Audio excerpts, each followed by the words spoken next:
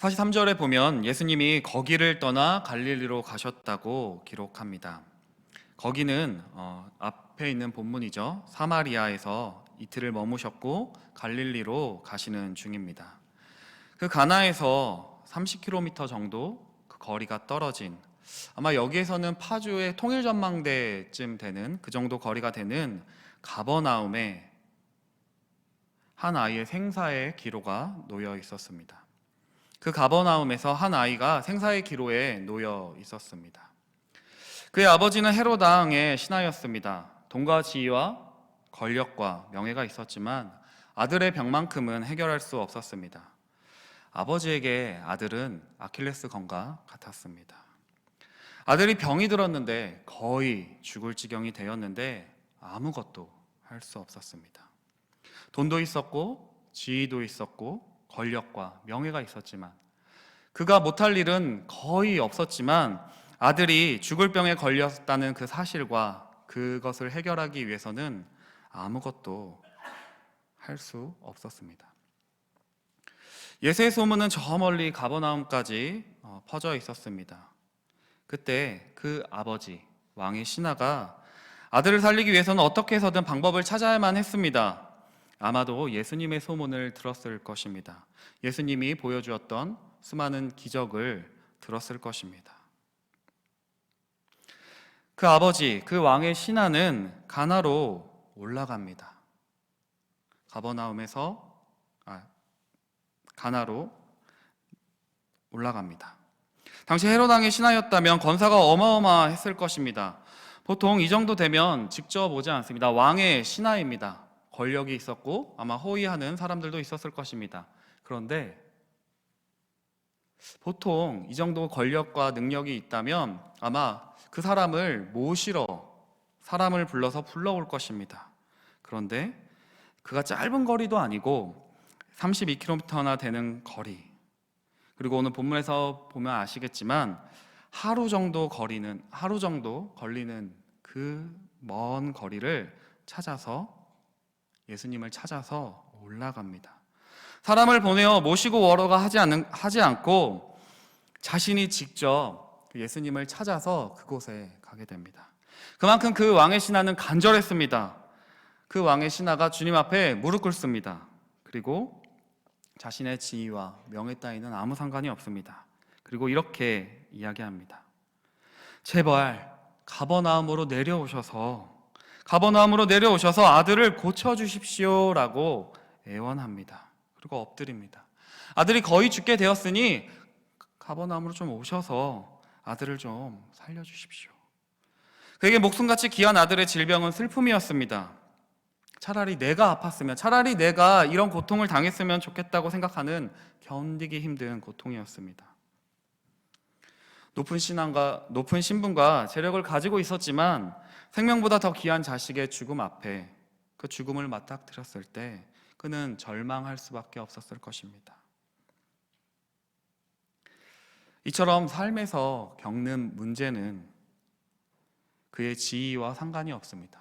그의 소유의 많고 적음의 차이가 없습니다. 왕의 신하도 또 아무리 가난한 사람이라 할지라도 삶의 어려운 문제, 자신의 힘으로 해결할 수 없는 문제는 동일합니다.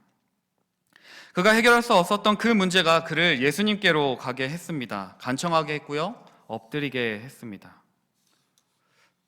여러분과 저에게도 여전히 해결되지 않는 문제가 있습니다. 자녀의 문제일 수도 있고요, 생명의 문제, 그 건강의 문제가 생길 수도 있고요, 경제적으로 도저히 내 힘으로 해결할 수 없는, 나를 괴롭게 하고 힘들게 하는 그것이 있습니다. 내 힘으로 안 되는 그것, 내가 자랑하고 내가 의지했던 그것, 문제가 생겨버리면 아무것도, 정말 어떻게 해야 될지 아무것도 모르는 그 문제가 여러분과 저에게는 한 가지쯤은 있을 것입니다. 가끔 생각해보면 하나님이 나를 어찌 그리 잘하시는지, 이런 말은 좀 불경건하겠지만 하나님이 참 얄밉게 느껴집니다. 어떻게 나를 이렇게 잘 아시는지, 그 문제를 탁 건드리면 꼬꾸라질 수밖에 없습니다. 주님을 만나기 전에는 우리에게 닥쳐온 삶의 문제는 그냥 문제일 뿐입니다. 나를 고통스럽게 하고요, 넘어지게 할 뿐입니다. 마음 아프게만 할 뿐입니다. 그러나 주님께로 그 문제를 가지고 갈 때, 주님을 만날 때 그 삶의 문제는 기회가 됩니다. 그것이 우리를 하나님께 나아가게 하는 계기가 됩니다. 오늘 왕의 신하는 주님께 그 아들의 문제, 자신의 힘으로 해결할 수 없는 그 문제를 들고 주님께로 나아갑니다. 그리고 주님을 만나게 됩니다. 아들의 질병이 그를 주님께로 인도했던 것처럼 여러분과 저의 삶의 문제가 우리를 하나님께로 향하게 합니다. 주님을 직접 만나게 되는 관문이 됩니다. 여러분과 제가 내게 해결할 수 없는 그 문제를 통하여 하나님을 더욱더 깊이 알게 되기를 거룩하신 주님의 이름으로 축원합니다. 그에게는 믿음이 있었습니다. 예수께서 병을 고치실 수 있다는 믿음이 있었기에 주님을 직접 찾아갑니다. 먼 거리임에도 불구하고 주님을 찾아갑니다. 그런데 주님의 반응이 예상 외의 반응을 보입니다. 우리 48절 말씀 한번 같이 읽어볼까요? 함께 읽겠습니다. 시작. 예수께서 이르시되 너희는 표적과 기사를 보지 못하면 도무지 믿지 아니하니라. 좀 예상의 반응이지 않으십니까?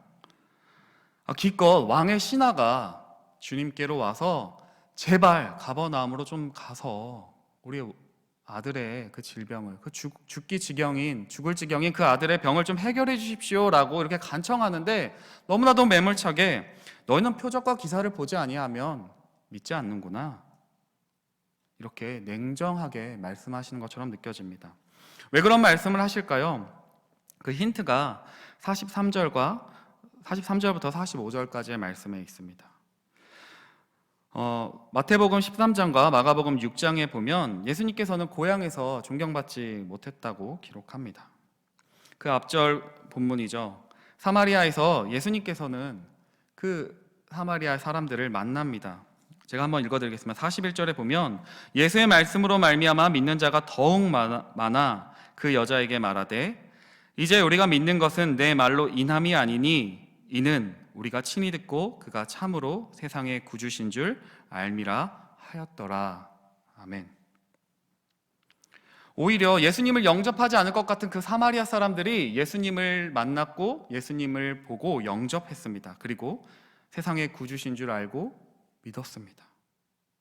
그러나 갈릴리로 들어갈 때, 자신의 고향이셨던 그 갈릴리로 들어갈 때 요한은 이렇게 기록합니다. 친히 증언하시기를 선지자가 고향에서는 높임을 받지 못한다. 사람들이 예수를 몰라볼 것이라고, 높임을 받지 못할 것이라고 기록을 합니다. 그런데 이상한 모순되는 것처럼 느껴지는 45절의 말씀이 있습니다. 갈릴리에 이르심에 갈릴리인들이 그를 영접하니.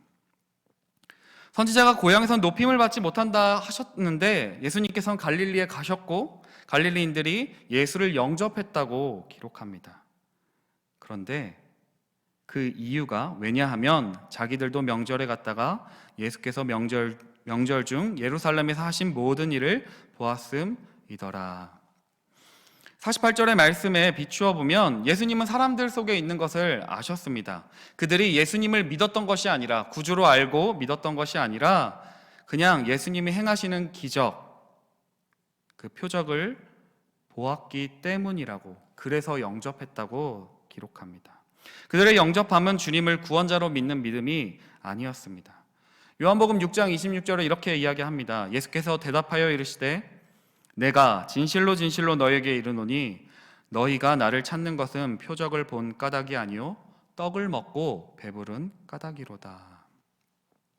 이 말씀에 비추어 보면 예수님께서 그 왕의 신하에게 야, 너의 믿음은 그 표적과 기사를 보지 아니하면 믿을 수 없구나, 그런 믿음을 책망하시는 것처럼, 쌀쌀맞게 냉대하시는 것처럼 느껴집니다. 그럼에도 불구하고 왕의 신하는 계속해서 예수님께 청합니다. 49절에 신하가 이르되 주여 내 아이가 죽기 전에 내려오소서. 47절에도 계속해서 예수님께 간청합니다. 애원합니다. 무릎 꿇고 매달립니다. 반복해서 거듭 청합니다. 내 아이가 죽기 전에 내려와 주십시오. 내 아이가 죽기 전에 꼭 내려와서 좀 고쳐 주십시오. 근데 주님은 안 해주실 것만 같습니다. 왕의 신하면 호위하는 사람들이 없었을까요? 만약에 제가 왕의 신하였다면 제가 가진 권력과 힘을 사용해서 예수님을 잡아다가 끌고 갔을 것 같습니다. 아니, 내가 누군지 알고 이렇게 날 무시해? 이러면서 멱살을 잡아 끌고 가서 빨리 치료하라고 그렇게 했을 것 같습니다. 막 분노할 수도 있을 것 같습니다. 그러나 왕의 신하가 이렇게 합니다. 50절 말씀에 51절이죠. 예수께서 이르시되 가라, 내 아들이 살아있다 하시니 그 사람이 예수께서 하신 말씀을 믿고 가더니. 그는 분노할 수도 있었고 자신의 힘과 능력을 사용해서 예수님을 끌어다가 그 자리에 앉힐 수도 있었습니다. 그런데 예수께서 자기에게 하신 말씀을 믿고 떠나갔다고 기록합니다. 참 대단한 믿음인 것 같습니다. 그렇다면 그의 믿음은 어떤 믿음이었을까요? 그는 주님이 책망하시는 것처럼 표적을 구하는 자였을까요? 그의 믿음을 알기 위해서 이 왕의 신하와 비슷한 경우를 성경에서 비교해 보면 좀 명확해질 것 같습니다. 마태복음 8장 5절부터 13절에 백부장의 믿음이 등장합니다. 마태복음 8장에 이렇게 나오는데요. 예수께서 가버나움에 들어가시니 한 백부장, 이방인이었던 그 백부장이 자신이 사랑하는 그 종을 데리고 와서 주님께 나와 그 병을 고쳐달라고, 이 죽음병으로 있는 이 종의 병을 고쳐달라고 주님께 요청합니다. 주님이 이렇게 얘기하십니다. 이르시되 내가 가서 고쳐주리라. 내가 가서 고쳐주겠다고 이야기합니다. 그런데 백부장이 이렇게 대답합니다. 주여, 내 집에 들어오심을 나는 감당하지 못하겠사오니 다만 말씀으로만 하옵소서. 그러면 내 하인이 낫겠사옵나이다. 뭔가 왕의 신하와는 좀 대조적이지 않습니까? 왕의 신하는 좀 와서 좀 고쳐주십시오라고 요청하는데 주님이 아니다, 그냥 가라, 내 아들 살았으니까 가라, 이렇게 요청합니다. 그러나 백부장이 와서 요청했을 때는 내가 가서 직접 고쳐주겠다, 이렇게 말씀하십니다. 그런데 백부장이 이렇게 얘기하는 것입니다. 주님, 내가 감당할 수가 없습니다. 그냥 말씀만 해 주십시오. 그러면 내 사랑하는 종이 나을 것입니다. 왕의 신하도 주님을 믿었습니다. 그러나 그의 믿음은 백부장의 믿음과는 차이가 납니다. 요한복음 20장 29절에 보지 못하고 믿는 자들은 복되다고 하신 그 말씀처럼 백부장은 명령만 하시면 낫겠습니다, 내 종이 낫겠습니다 라고 믿음으로 고백합니다. 그러나 왕의 신하는 직접 좀 와서 내 아들을 고쳐달라고 하는 제한적인, 여전히 한계를 가진, 내 눈에 무엇인가 보여야만 믿는 그런 믿음이었습니다.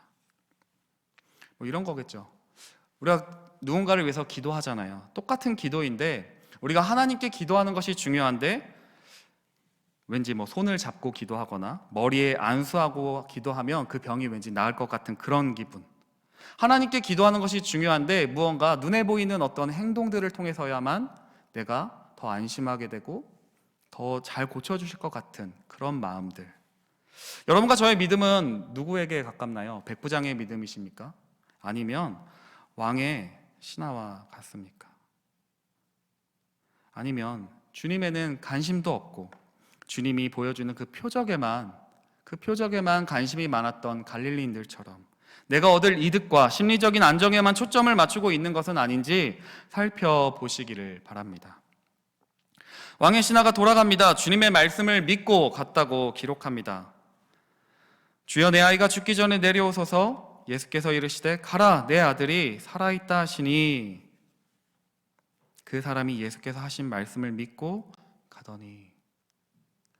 왕의 신하의 믿음이 조금 성장한 것이 보이십니까? 처음에는 내 아이가 죽기 전에 내려오소서, 좀 직접 꼭 오셔서 내 아들을 고쳐주세요 라고 했던 그 왕의 신하가 주님의 말씀을 믿고 한 걸음, 아니 반 걸음 좀 내딛습니다. 주님이 하신 그 말씀을 믿고 한 걸음을 내딛게 됩니다. 믿음이 조금씩 자라갑니다. 그런데 여기서 한 가지 이상한 점이 있습니다. 우리 52절 말씀 같이 한번 읽겠습니다. 함께 읽겠습니다. 시작. 그 낫기 시작한 때를 물은즉 어제 7시에 열기가 떨어졌나이다 하는지라. 그는 왜 낫기 시작한 때를 물어봤을까요? 내려가는 길에 그 종들과 마주쳤습니다. 그런데 낫기 시작한 때를 물었고 그 낫기 시작한 때를 확인한 후에 그가 믿었다고 성경은 기록합니다. 이미 주님이 하신 말씀을 믿고 내려갔다고 성경은 기록했는데 그 답변을 듣고 또 믿었다고 기록합니다. 그럼 이전의 믿음은 가짜인 것일까요? 여러분 어떻게 생각하세요? 이전에 믿었던 것은 믿는 게 아니고 지금 제대로 믿었다 이렇게 생각하십니까? 아닙니다. 왕의 신하는 믿었습니다. 하나님이 하신 말씀을 믿었습니다. 그 주님이 하신 그 말씀을 믿고 한 걸음을 내딛어 자신의 집으로 갔습니다. 여러분과 저도 그럴 때 있지 않으세요? 우리 하나님이 우리에게 뭔가 명령하시고 말씀하시면 믿음을 가지고 한 걸음 내딛습니다. 그러나 여전히 우리 마음 가운데 뭐가 있죠? 불안도 있고 두려움도 있고 정말 이렇게 해도 될까 하는 그런 두려움을 안고 불안감을 안고 한 걸음 한 걸음 그 길 위를 걸어갑니다. 저의 삶을 돌아볼 때도 그랬던 것 같습니다. 신학대학원에 갈 때 믿음이 많이 필요했습니다. 잘 할 수 있을까? 이 길 끝까지 갈 수 있을까? 그래도 주님이 믿음을 주셔서 한 걸음 내딛고 신학대학원에 진학했습니다. 근데 가면 그 믿음이 계속 굳건해서 뒤를 안 돌아보고 가야 되는데 여전히 1년에 한두 번씩은 내가 여기까지 3년 공부를 마친 다음에 직장을 다시 구해야 되는 것은 아닐까? 계속 뒤를 돌아보았습니다. 제가 믿음이 없던 것일까요? 믿음이 있었습니다. 주님을 믿었고 한 걸음을 내딛었습니다. 그러나 여전히 저의 믿음은 제한적이고 한계를 가진 믿음이었습니다. 그러나 시간이 지나면서 점점 더 주님을 조금씩 알게 되면서 저의 인생을 주님께 조금씩 더 내어 맡기게 됩니다.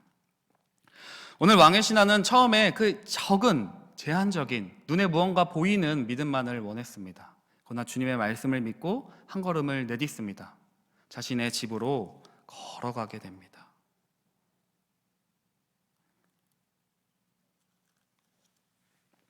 그는 아마 자신의 집으로 내려가는 그 길 위에서 무슨 생각을 했을까요?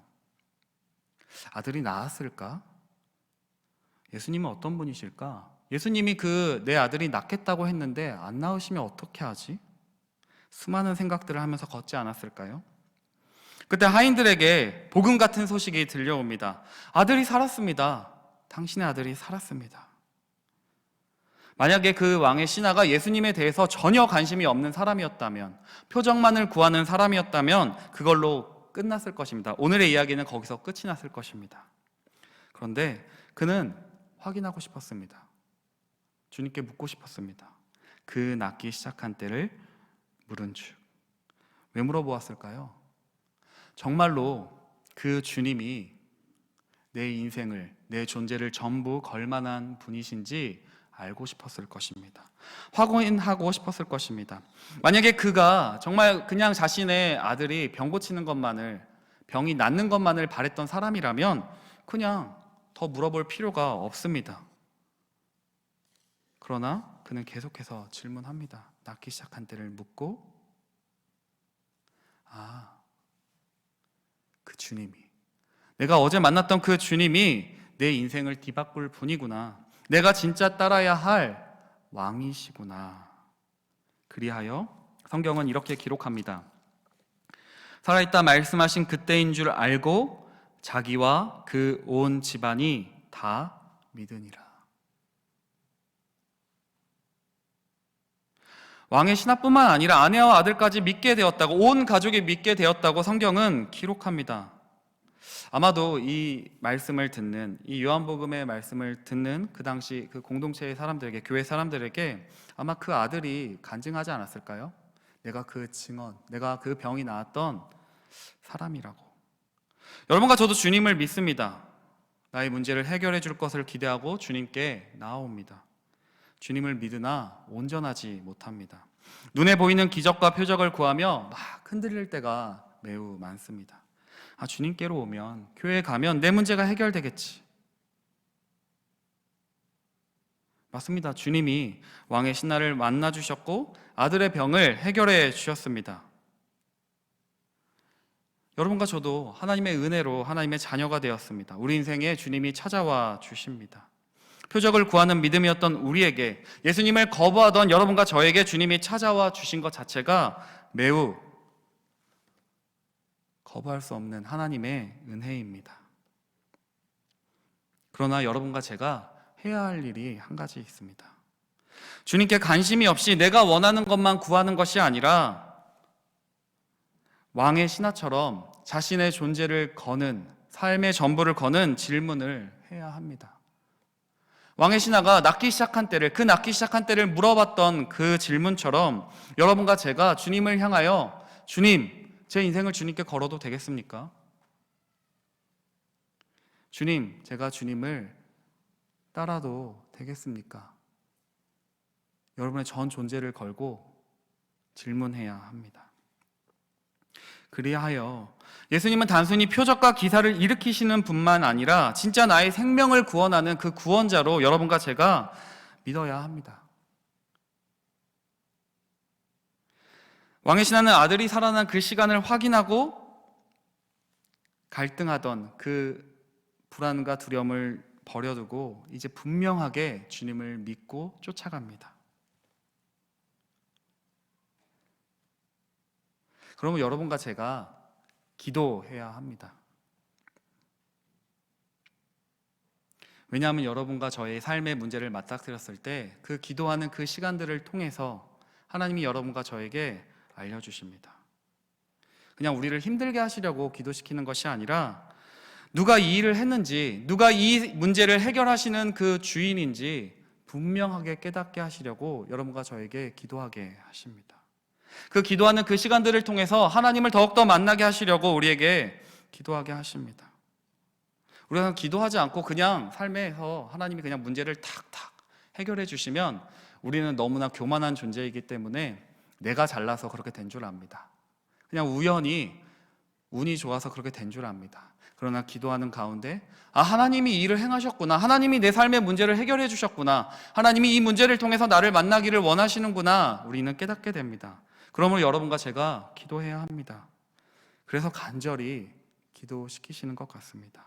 내 힘이 아니라, 우연이 된 것이 아니라 하나님이 하신 일임을 분명히 알도록 하십니다. 사랑하는 성도 여러분, 여러분과 제가 주님께 인생을 내어 맡길 수 있겠습니까? 세상이 많이 불확실하고 두렵잖아요. 우리 마음에 끊임없이 질문해 보아야 합니다. 주님, 제가 주님께 인생을 맡겨도 되겠습니까? 그냥 덮어놓고 믿는 것처럼 남에게 보여주기식의 믿음이 아니라, 그냥 쇼윈도 부부 같은 쇼윈도 믿음이 아니라, 표적을 보고만 믿는 것이 아니라 진짜 내 삶을 바꾸실, 내가 정말로 내 인생의 전부를 걸고 내 삶의 전부를 걸고 따라가야 할 그 주님을 만나셔야 합니다. 그러기 위해서는 여러분과 제가 질문해야 합니다. 주님, 날 깨닫게 해주십시오. 주님, 제가 주님을 믿고 따라도 되는지 깨닫게 해주십시오. 왕의 신하가 그렇게 질문하고 믿게 되는 그 사실, 여러분과 제가 해야 될 일입니다. 왕의 신하가 낳기 시작한 때를 물었던 그 질문이 그의 삶을 변화시킵니다. 이끌어갑니다. 그 질문을 통해서 그에게 믿음의 눈금이 탁 생겼습니다. 믿음의 흔적이 생겼습니다. 여러분과 제가 주님께 구하고 응답받는 그 시간들, 그 시간의 흔적들이 쌓이고 쌓여서 우리의 믿음이 불안하고 막 흔들리고 넘어지려고 할 때, 그때 주님이 나와 함께 계셨구나. 주님이 내 인생을 해결해 주셨으니까 지금 당장 막막하고 불안하고 잘 해결될 것 같지 않아 보여도 주님이 함께 하시니까 내가 일 너끈히 견뎌낼 수 있겠지. 그 믿음의 흔적들이 여러분과 저를 다시 주님께 나아가게 하고 그 일을 너끈히 견디게 할 것입니다. 여러분과 저는 너무 편하게 신앙생활 하려고 합니다. 주님께 묻지 않고 그냥 나의 필요만을 구합니다. 주님을 더 알기 원하지 않습니다. 그냥 주님, 내 이 삶의 급한 문제 해결해 주십시오. 주님으로 얻은 이익은 오케이. 내 삶에는 돈터치. 왕의 신하는 그의 전 존재를 걸고 질문합니다. 그리고 믿음으로 응답합니다. 여러분과 제가 왕의 신하처럼 낫기 시작한 때를 묻는 믿음이 있기를 바랍니다. 그리하여 뿌리 없는 믿음이 아니라 주님께 뿌리 내리는 굳건한 믿음으로 나아가는 은혜가 있으시기를 주님의 이름으로 축원합니다. 그렇다면 이 말씀을 이렇게 준비하면서 한 가지 저에게도 궁금증이 생겼습니다. 우리의 삶을 보면 왕의 신하는 참 어떻게 보면은 운이 좋잖아요. 주님이 말씀을 하셨고 그 말씀을 믿고 내려갔더니 아들이 병이 나았습니다. 그런데 우리 삶에 적용해 보면, 우리 삶으로 다가와서 살펴보면, 우리 주님께 간구하고 주님의 말씀을 믿고 한 걸음을 내딛었는데 그 문제가 해결되지 않고 여전히 우리를 찌르고 아프게 합니다.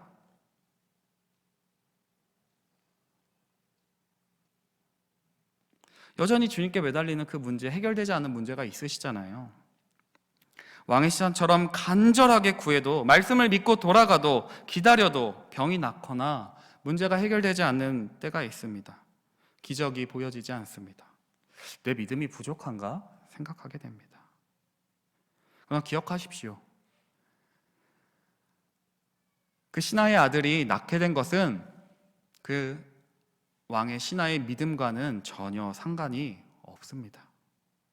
믿음의 여부와 상관없이 주님은 그 아들의 병을 낫게 해주셨습니다. 예수님의 말씀이, 예수님의 그 놀라우신 은혜가 그 문제를 해결했습니다. 그런데 진짜 기적이 무엇일까 생각해 보았습니다. 우리는 기적을 보고 싶어 하잖아요. 표적을 보고 싶어 합니다. 그런데 정말로 우리가 구해야 될 표적, 그 기적은 무엇일까요? 요한복음 곳곳에서 그런 이야기들을 합니다. 하나님의 아들이 육신이 되어 이 땅 가운데 오신 것, 표적을 구하는 이들이, 아니 사람들이 자신을 외면할 줄을 알고서도 자신의 고향으로 들어가서 자신의 백성들을 향해 나아갑니다. 왕의 신하를 향해서 만나주시고 대화해 주십니다. 문제를 가지고 주님께 나아간다고 해서 우리의 문제가, 우리 삶의 문제가 다 해결되지 않습니다. 그리고 모두가 다 주님을 만나는 은혜를 누리지는 않습니다. 나병 환자 10명이 깨끗함을 받았으나 감사하러 온 자는 한 명이었던 것처럼 모두가 주님을 만나지 않습니다. 그렇다면 여러분과 제가, 우리가 그때 어느 시절에 주님께 막 간절히 구하면서 울부짖었던 그 문제를 통해 주님을 만났다면 그것이 기적 아니겠습니까? 성령이 내 안에 임재하셔서 지금 이 예배하는 자리 가운데 있다는 사실이 기적이 아닐까요? 왕의 신하가 경험한 진짜 기적은 자신의 아들이 낳은 것이 아닙니다. 그것도 물론 기적입니다. 우리가 원하는 것입니다. 그러나 정말로 중요한 기적은 그가 주님을 만나게 된 것입니다. 그와 온 가족이 주님을 믿게 된 것이 기적입니다. 그러나 여러분과 제가 기대하는 그 기적, 그 표적, 그 삶의 문제 해결해달라고 요청하는 그 문제가 해결되지 않아도 괜찮습니다. 이미 여기 있는 여러분과 제가 하나님이 우리에게 충분한 표적, 그 기적을 보여주고 계시기 때문입니다. 여러분과 저의 삶의 문제는 주님의 은총이, 주님이 우리에게 베풀어 주신 은총입니다. 왜냐하면 우리가 주님을 만나고 있기 때문입니다. 주님이 우리의 삶에 함께하고 계시기 때문입니다. 오늘 아들의 문제를 통하여 왕의 신하를 만나주신 주님에 대해 말씀 나누었습니다. 우리가 예수님을 믿는 것을 이렇게 단회적인 사건, 뭔가 극적인 사건이라고 생각할 때가 많지만 어떤 이들에게는 평생을 두고 조금씩 처음에는 표적을 구했고, 나중에는 예수의 말을 믿었고, 나중에는 낳기 시작한 때를 물어본 뒤에 정말로 그분이 나의 구원자이시구나, 조금씩 왕의 신하도 믿음이 성장했습니다. 때때로 우리는 믿음보다는 절박함만 있기도 합니다. 주님을 믿기는 하지만 적은 믿음, 온전하지 않은 믿음으로 살아갈 때가 많습니다. 우리 삶을 보면 그렇잖아요. 믿는 것 같기도 하고 안 믿는 것 같기도 하고 긴가민가합니다. 그러나 주님은 우리의 연약한 믿음에도 불구하고 확신에 차지 않은 믿음일지라도 그냥 표적만을 보고 표적만을 구하고 믿을지라도 우리에게 찾아와 주십니다. 그곳에서 왕의 신하를 만나 주셨던 것처럼 우리를 만나 주십니다. 그리고 우리에게 요청하십니다. 나에게 물어봐라. 나에게 구해라. 내가 너를 외면하지 않을게. 너가 전 존재를 걸고 나에게 질문하는 그것에 내가 응답해 줄게. 오늘 이 밤에도 여러분과 제가 온전한 믿음이 아니라도 괜찮습니다. 여전히 의심하고 믿을까 말까 갈팡질팡해도 괜찮습니다. 묻고 씨름했으면 좋겠습니다. 주님을 더 알기 위해서 몸부림쳤으면 좋겠습니다. 주님을 믿어야겠다, 믿어봐야겠다 해서 주님이 믿어지는 경험을 하시기를, 보지 않고도 믿는 믿음, 그럼에도 불구하고 믿는 그런 믿음이 여러분과 제가 그렇게 자라가기를 원합니다. 마지막으로 우리 삶에 닥쳐온 그 수많은 문제들 가운데 그 문제들을 통하여서 여러분과 함께 계시는, 여러분이 자신을 더 알기를 바라시는 그 주님을 만나는 은혜가 여러분과 저의 삶에 있으시기를 거룩하신 주님의 이름으로 축원합니다. 기도하겠습니다.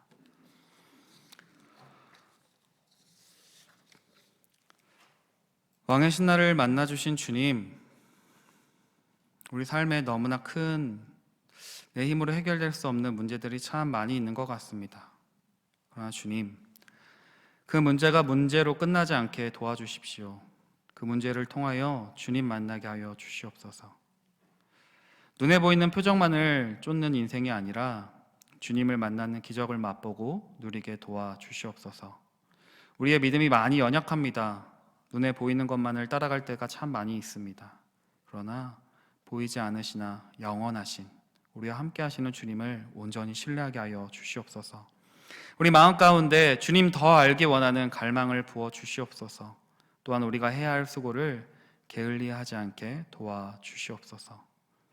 나아가 덮어두고 믿는 맹목적인 신앙이 아니라 묻고 답하고 생각하며 이해가 있는 신앙인 되게 도와주시옵소서. 우리에게 늘 발견되기를 원하시는 예수님의 이름으로 기도합니다. 아멘.